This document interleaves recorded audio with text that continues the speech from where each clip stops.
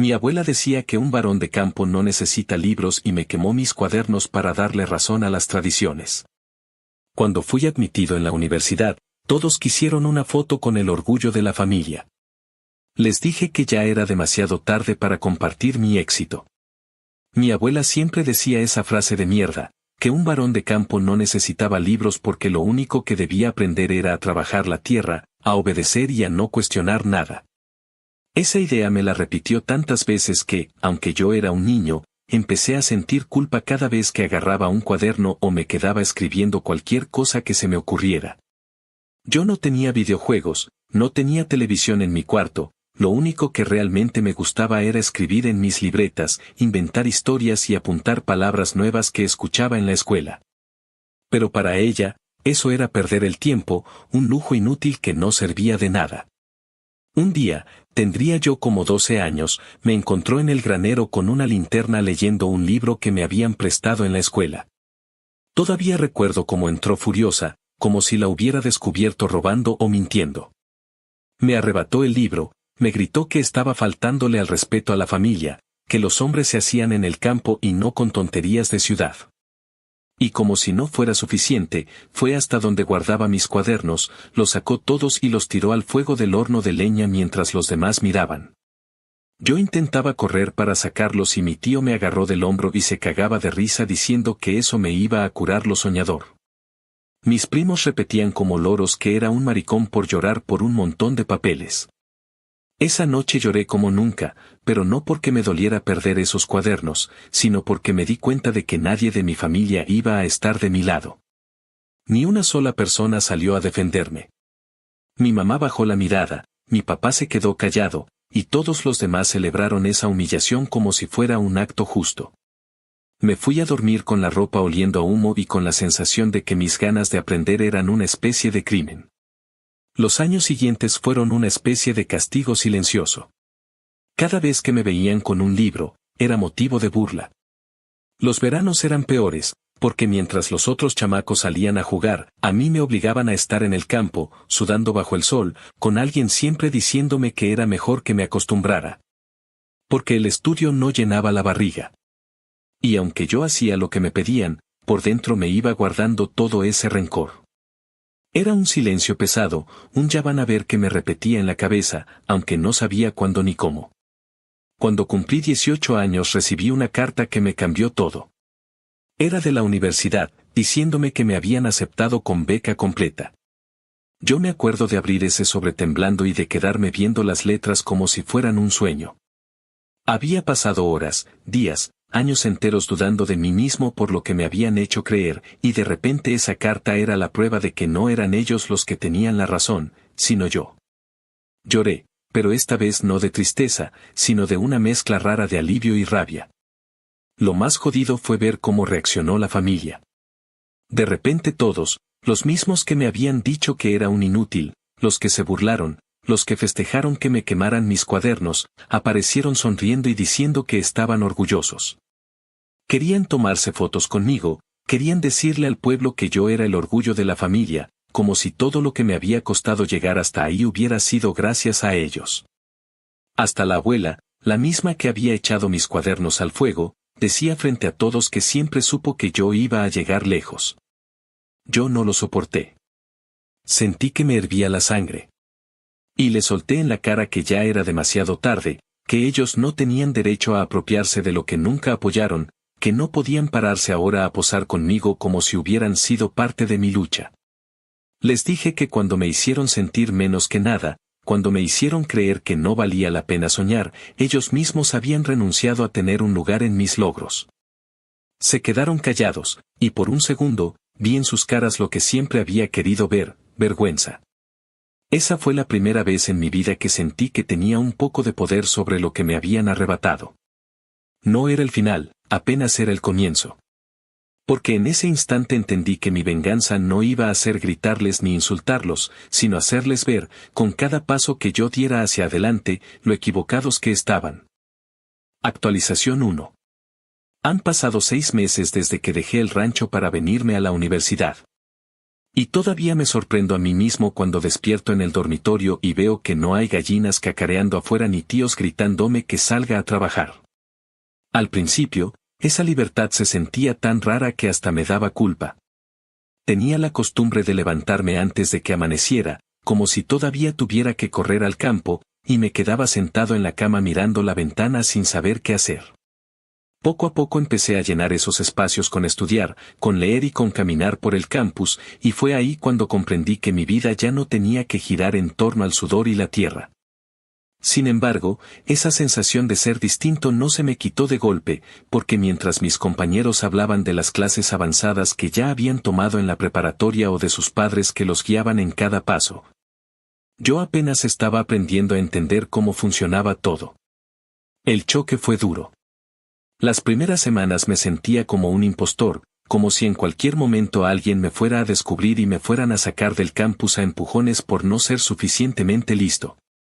Había cosas tan sencillas que para mí eran complicadas. Por ejemplo, nunca había usado una computadora propia y los demás tecleaban como si hubieran nacido con las manos pegadas a un teclado.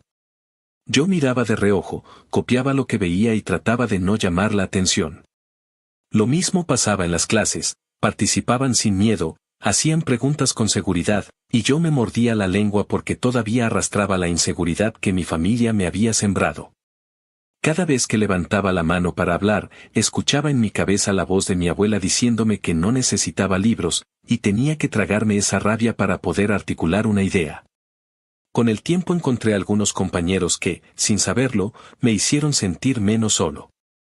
Había una chica que venía de un pueblito también, aunque no tan jodido como el mío, y entre plática y plática terminamos compartiendo esas historias de crecer con familias que no entendían la importancia de estudiar.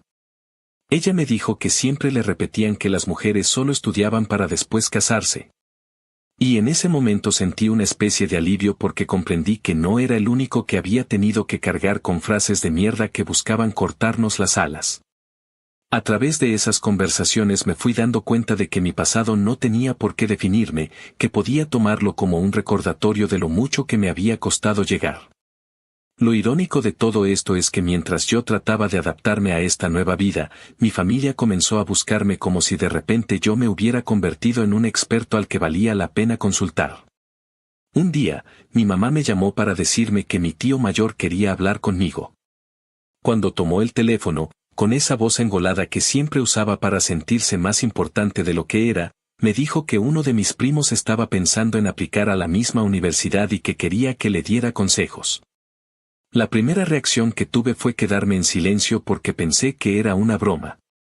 Este era el mismo cabrón que años atrás me había detenido cuando quise salvar mis cuadernos del fuego, el mismo que se reía diciéndome que era un soñador inútil, y ahora venía a pedirme ayuda como si nada hubiera pasado.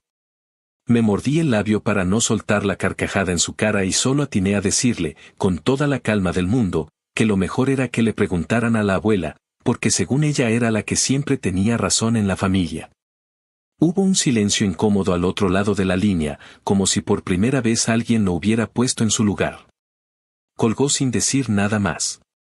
Después mi madre me reclamó, llorando, que para qué tenía que ser tan cruel, que al final eran familia y que había que apoyarse. Yo solo le respondí que el apoyo era de ida y vuelta, y que ellos nunca habían estado para mí, así que no tenían derecho a exigirme nada ahora. Ese día me quedé pensando mucho en cómo la vida da vueltas. Durante tanto tiempo yo había sido el chiste de las reuniones, el ejemplo de lo que no se debía hacer, el burro soñador que quería estudiar en lugar de aceptar su destino en el campo. Y ahora, apenas medio año después de haberme ido, ya buscaban usarme como puente para sus hijos. Lo más jodido es que sé que si les hubiera dado consejos, si les hubiera abierto la puerta, se habrían colgado de mí como si mis logros fueran también suyos. Pero yo ya me prometí que nunca más iba a permitir que ellos tomaran crédito por lo que me ha costado sangre y lágrimas conseguir.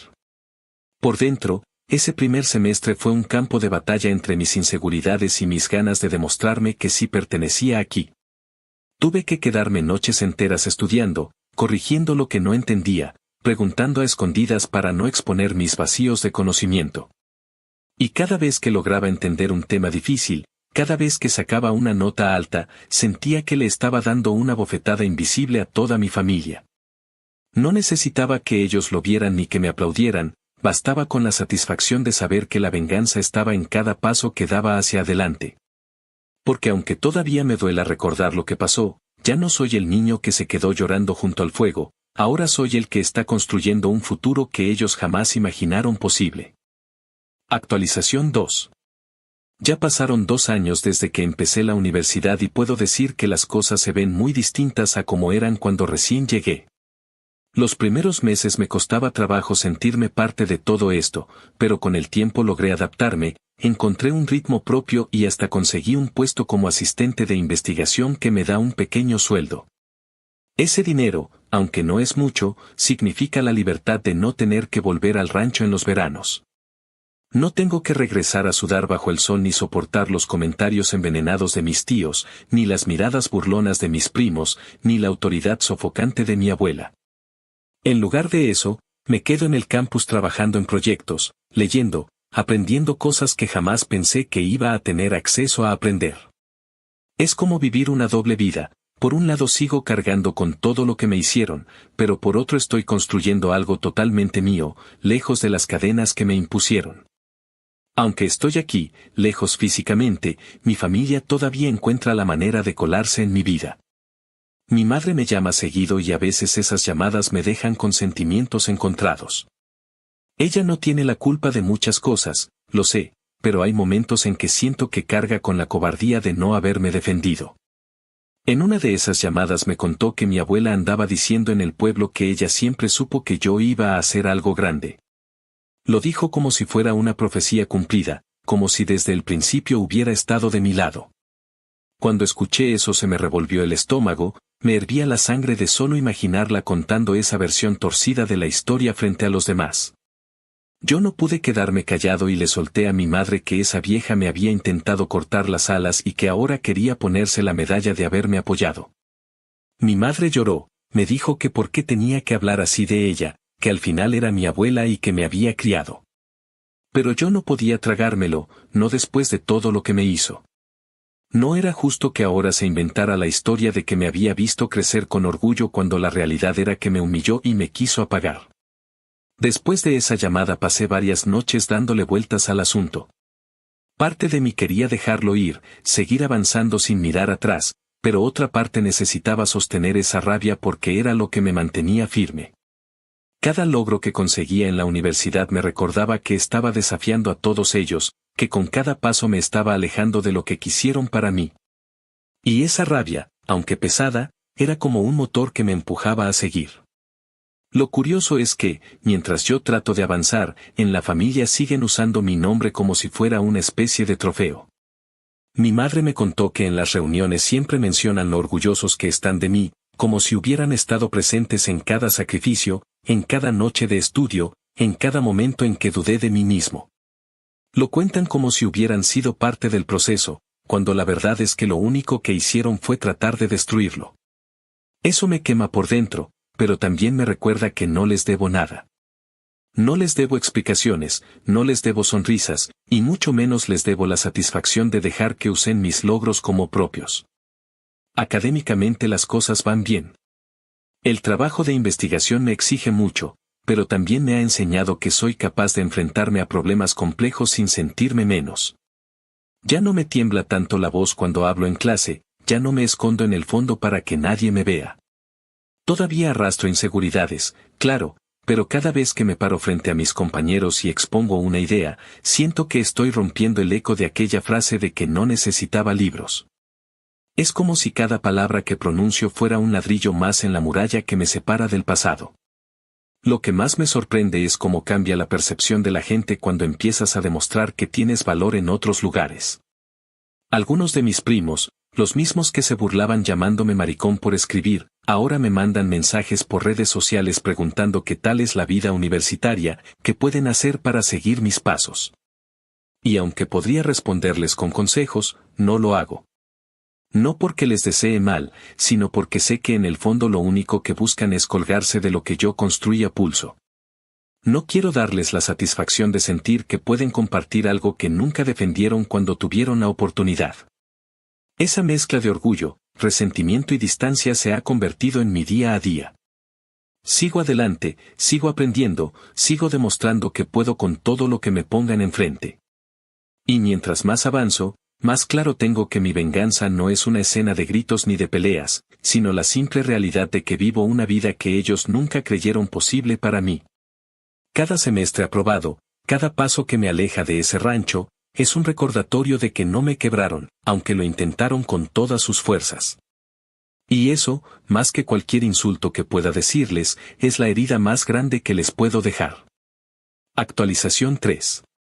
Han pasado 4 años desde aquella primera carta de aceptación y ahora estoy aquí, con el diploma en la mano, vestido con la toga y el birrete que tantas veces soñé usar y que en su momento parecía tan inalcanzable. La ceremonia de graduación fue todo lo que esperaba y al mismo tiempo no lo fue, porque aunque yo sabía que ese momento iba a llegar, nunca imaginé la cantidad de emociones mezcladas que me iban a recorrer el cuerpo. Entré al auditorio con el corazón golpeándome el pecho, con los aplausos resonando como un eco lejano, y en cada paso no dejaba de recordar las veces que me dijeron que nunca iba a lograr nada. Que el campo era mi destino y que todo lo demás era una pérdida de tiempo. Verme allí, sentado entre cientos de estudiantes con sus familias orgullosas, fue como un golpe de realidad que me decía que todo lo que había hecho había valido la pena. Al terminar la ceremonia me tomé fotos con mis compañeros, con algunos profesores que se habían convertido en mentores y con mis padres, que sí viajaron para acompañarme. A ellos les di ese lugar porque, aunque me fallaron en muchos momentos, al menos habían estado a mi lado con sus limitaciones, y no quería arrastrarlos dentro del mismo saco que a los demás. Sin embargo, lo que no pasó desapercibido fue la ausencia de todo el resto de la familia. No los invité porque no lo merecían, y sabía que de haberlos tenido allí, lo único que habrían querido era tomarse la foto perfecta para presumir en el pueblo y hacer creer que siempre habían estado orgullosos de mí. Después de la graduación, cuando regresé a mi departamento todavía con la toga en la mano y el diploma bajo el brazo, sonó mi teléfono. Era mi abuela. Yo dudé en contestar, pero al final lo hice, quizá por curiosidad, quizá porque una parte de mí todavía quería enfrentarla directamente. Su voz sonaba más vieja, más cansada, pero con esa misma autoridad con la que me había gritado tantas veces de niño. Me dijo que estaba orgullosa de mí, que sabía que iba a llegar lejos y que quería una foto conmigo, una foto para colgar en la sala de la casa grande. En ese instante, sentí una furia que me recorrió desde la nuca hasta los pies. Me pareció un insulto, un descaro absoluto, que después de haber quemado mis cuadernos, después de haberme hecho sentir como una basura, ahora quisiera presumir de algo que nunca apoyó. Le respondí con una voz seca, casi temblando de la rabia, que debería haber pensado en eso cuando me echó al fuego mis cuadernos, que no tenía ningún derecho a presumir de mí. Que lo único que había hecho en su vida era tratar de cortarme las alas. Del otro lado de la línea hubo silencio, y después solo escuché cómo colgó sin decir nada más. Mi madre, que estaba en mi departamento conmigo, me reprochó que hubiera sido tan duro, que al final era mi abuela y que a su manera me había criado. Pero yo no podía permitir que nadie justificara ese daño. No era dureza, era simplemente la verdad. Esa noche, mientras me quedaba solo en la sala con una copa en la mano y la toga todavía sobre una silla, pensé en todo lo que había pasado. Por primera vez en mi vida me sentí libre, como si hubiera cortado una cadena invisible que me había atado desde niño. No porque me hubiera graduado, sino porque le había dicho en la cara lo que siempre había querido decirle. Porque ya no tenía que fingir respeto por alguien que nunca me respetó a mí. Lo que más me impactó fue darme cuenta de que en mi mente ya no necesitaba su aprobación. Durante años soñé con la posibilidad de que algún día reconociera que estaba equivocada, que admitiera que se había pasado de cruel, pero cuando me lo dijo, cuando usó la palabra orgullo, no me generó alivio, me dio asco. Y eso me confirmó que había superado esa necesidad. No necesitaba nada de ella, ni su orgullo ni su reconocimiento, porque mi éxito hablaba por sí mismo. A la mañana siguiente mis redes sociales estaban llenas de mensajes. Algunos primos y tíos me felicitaron como si hubieran estado siguiéndome de cerca todo el tiempo, escribiendo frases vacías de siempre creímos en ti o qué orgullo para la familia. Leí esos mensajes con la calma de quien sabe que son pura hipocresía. No contesté a ninguno. ¿Para qué? Ellos no estuvieron cuando yo tenía 12 años y lloraba por unos cuadernos en cenizas. No estuvieron cuando pasaba noches enteras estudiando en silencio. No estuvieron cuando me sentía un fraude en los primeros semestres. Así que no tenían derecho a aparecer de repente como si hubieran caminado a mi lado todo este tiempo. Ese día de mi graduación fue mucho más que recibir un diploma. Fue enterrar para siempre la versión de mí que ellos trataron de apagar. Fue una especie de venganza silenciosa, un recordatorio de que cada paso que doy lejos de ellos es un triunfo. Me prometí en ese momento que nunca dejaría que el pasado me arrastrara otra vez, que nunca les daría espacio para apropiarse de lo que no les pertenece. Y aunque mi madre lloró, aunque me acusó de ser cruel, yo por fin entendí que a veces ser cruel es la única manera de sobrevivir después de haber sido tratado como basura. Esa fue la primera vez que me sentí realmente dueño de mi historia. Actualización 4. Han pasado 7 años desde que dejé el rancho y ya no soy la misma persona que se fue con miedo, con inseguridad y con esa rabia atorada en la garganta. Ahora vivo en otra ciudad, tengo un trabajo estable, un departamento que pago con mi propio dinero y una vida que construí desde cero sin que nadie de mi familia pudiera reclamar mérito alguno.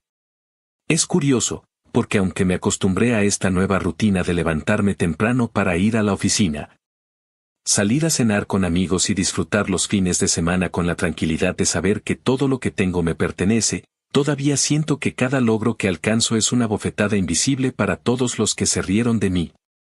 No necesito decirles nada, ni gritarles en la cara lo equivocados que estaban, basta con que sigan atascados en la misma rutina miserable mientras yo camino hacia adelante. De vez en cuando vuelvo al pueblo a visitar a mis padres, porque con ellos, a pesar de todo, mantengo una relación. Siempre que llego, noto las miradas cargadas de veneno de mis tíos y de mis primos. Hay un resentimiento evidente, disfrazado con sonrisas forzadas y frases falsas de bienvenida. Es como si me odiaran por haber salido, por no haberme conformado con la vida que ellos aceptaron sin cuestionar. Y lo noto en sus gestos, en la manera en que me preguntan con un tono extraño sobre mi trabajo, como si buscaran una grieta, un error, algo que les dé la satisfacción de decir que yo no soy tan diferente de ellos. Yo sonrío, les respondo con calma y después me voy. No necesito discutir, no necesito darles explicaciones. Su envidia es suficiente prueba de que gané. Uno de los episodios más reveladores fue ver lo que pasó con mi primo, el mismo que años atrás quería aplicar a la universidad y para quien mi tío me pidió consejos. Nunca lo logró. Al final, se quedó atrapado en el pueblo, trabajando bajo las órdenes de ese mismo tío que toda la vida se creyó el patriarca de la familia. Cada vez que paso por el negocio y lo veo ahí, obedeciendo, soportando gritos y humillaciones, siento una mezcla de lástima y justicia poética. No me alegra que le vaya mal, pero tampoco puedo ignorar lo irónico que resulta. Él pudo haber intentado más, pudo haberse rebelado contra el destino que le impusieron, pero eligió quedarse en la comodidad de lo conocido. Y ahora vive bajo la sombra de los mismos que me intentaron aplastar a mí. En las reuniones familiares, cuando por compromiso me toca asistir, siempre hay un momento en que sacan el tema de mis logros. Mis tíos lo mencionan como si tuvieran derecho a colgarse del hecho de que yo terminé una carrera y tengo un buen trabajo. Lo cuentan como si hubieran sido parte de mi camino, cuando la verdad es que lo único que hicieron fue ponerme piedras en él. En esos momentos me limito a escuchar en silencio, con una media sonrisa que ellos confunden con modestia, pero que en realidad es desprecio disfrazado. Porque sé que por dentro se retuercen, que no soportan que el mismo niño al que le quemaron sus cuadernos ahora esté en un lugar al que ellos jamás podrán llegar. Lo más jodido es que algunos incluso han intentado acercarse con amabilidad fingida, preguntándome si podría recomendarles a alguien para que sus hijos encuentren un trabajo en la ciudad. O si podría darles consejos sobre becas y programas. Yo los escucho con paciencia y después les digo que no tengo contactos que puedan ayudar en ese tipo de cosas, que cada quien debe encontrar su propio camino. Lo digo con calma, pero por dentro disfruto de la ironía. Quieren que les abra puertas que ellos mismos intentaron cerrarme a golpes. Y no pienso hacerlo. No me corresponde salvar a nadie que nunca se preocupó por salvarme a mí. En mi vida diaria, lejos de ellos, me he dado cuenta de lo mucho que he cambiado. Ya no cargo con la inseguridad de sentirme menos, ya no me paralizan las voces del pasado. Ahora tengo amigos que me respetan por lo que soy, que me buscan no por obligación de sangre, sino porque disfrutan mi compañía. He aprendido a cocinar mis propios platillos, a pagar mis cuentas, a disfrutar de las pequeñas rutinas de la vida adulta que jamás habría tenido si me hubiera quedado en el rancho. Es un contraste tan grande que a veces me sorprendo recordando quién era aquel niño de 12 años, con los ojos llenos de lágrimas frente al fuego, y siento que casi no lo reconozco. Aún así, no niego que cada visita al pueblo reabre un poco la herida. Ver las mismas calles, escuchar los mismos murmullos, notar que nada cambia, me recuerda todo lo que me quisieron arrebatar. Pero al mismo tiempo me reafirma que hice lo correcto al alejarme. Cada vez que regreso a la ciudad, cierro la puerta de mi departamento y me sirvo un trago, siento que esa distancia es mi escudo. Ya no necesito confrontarlos directamente, porque la vida misma se encargó de hacerlo por mí. Y mientras ellos siguen en el mismo sitio, repitiendo los mismos patrones, yo camino con pasos firmes hacia adelante. Esa es mi venganza, existir lejos de ellos, existir mejor que ellos, y saber que lo saben aunque nunca lo digan en voz alta. Actualización final. Han pasado 10 años desde que salí del rancho con una mochila medio vacía y una rabia que parecía inagotable, y ahora escribo esto después de haber recibido la noticia de que mi abuela murió. Me enteré por una llamada de mi madre, con esa voz entrecortada que mezcla tristeza con cansancio, y aunque una parte de mí ya lo esperaba porque la edad no perdona, igual me quedé en silencio varios segundos sin saber qué responder. No sentí lo que se supone que uno debe sentir cuando muere alguien cercano. No hubo ese vacío en el estómago ni esa necesidad de llorar, lo que hubo fue un peso que se desprendía poco a poco de mi espalda. Como si alguien hubiera abierto un candado que llevaba años colgando de mi cuello. No fui al funeral. Sabía que no tenía nada que hacer ahí, que mi presencia solo iba a servir de espectáculo para que los demás tuvieran de qué hablar. Los imaginé reunidos, contándose anécdotas falsas de cómo mi abuela siempre me quiso, repitiendo esas historias torcidas que ellos mismos inventaron para limpiar su conciencia. Imaginé a mis tíos hablando de mí como el nieto que honró a la familia, como si lo que logré fuera resultado de su guía y de su sangre. Y lo único que me provocó fue una mezcla de asco y risa amarga. No iba a prestarme a eso, no iba a darles la foto perfecta de mí llorando frente a un ataúd que no representaba nada más que el recuerdo de alguien que trató de cortarme de raíz. Esa decisión, por supuesto, trajo consecuencias. Al enterarse de que no pensaba ir, mis tíos me llamaron furiosos. Usaron todas las palabras posibles para insultarme, desde malagradecido hasta desgraciado. Me dijeron que la sangre era más fuerte que cualquier rencor y que mi ausencia iba a ser recordada por todos como una vergüenza. Yo los escuché sin interrumpir, dejando que escupieran todo su veneno, y cuando terminaron les contesté con calma que no era malagradecido, que era coherente. Les dije que si alguien intenta apagarte de niño, no merece velas en tu luz de adulto, y que yo no iba a gastar lágrimas en una persona que me quemó mis primeros sueños sin remordimiento alguno. Después colgué sin esperar respuesta. Cuando terminé la llamada me serví un whisky, me dejé caer en el sillón de mi sala y me quedé mirando el techo. Por primera vez en muchos años, sentí que no cargaba con nada. No era felicidad ni celebración, era más bien una tranquilidad pesada, como cuando después de arrastrar una cadena durante kilómetros finalmente se rompe y tus pasos ya no suenan metálicos. Era la certeza de que ya no había nadie sobre mí con la autoridad de hacerme sentir menos, nadie que pudiera manipular mis recuerdos o torcer mis logros para adornar su propio ego. En los días siguientes escuché versiones de lo que pasó en el funeral. Que hubo mucha gente, que algunos hasta lloraron recordando lo sabia que era mi abuela, que en su casa colgaron fotos de todos los nietos como si fueran trofeos de su supuesta grandeza. Y entre esas fotos, obvio, estaba la mía. Mi madre me lo confesó con culpa, diciendo que la familia había insistido en usar una foto mía con toga, que ella no quiso discutir. Me dolió escucharlo, pero no la culpé. Lo que sí hice fue dejar claro que esa foto no representa a la abuela, que esa foto representa a mí, a mi esfuerzo, y que ningún marco de madera vieja en una sala polvorienta podía apropiarse de eso.